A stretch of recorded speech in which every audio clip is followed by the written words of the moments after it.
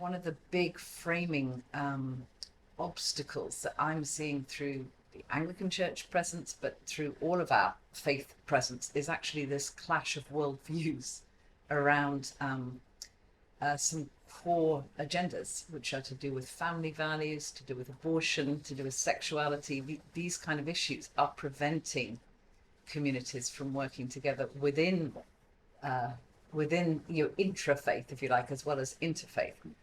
And I suppose a question that I would like to put to this group is, how can we acknowledge those deep differences in worldview while still collaborating across some of these borders? And I think if we could crack that problem, we could have so much healthier collaboration in a lot of areas.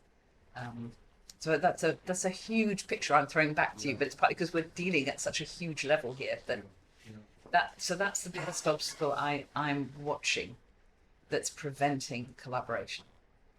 And actually, on the issue of anti-racism, there is far greater potential for collaboration across these huge chasmic divides. And we're missing a lot of that because we're stuck on issues that are presenting as so huge that the communities are unable to speak to each other on any other issue.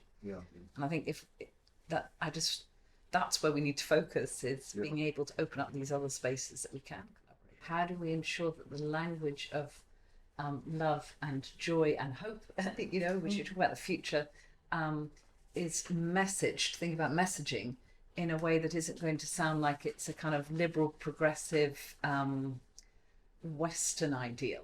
So in other words, we need to capture the language of the world in many ways, and it's going to look very different in different regions of the world. And in translation as well. Like a word like tolerance can sound very positive in Arabic and very negative in English, for example.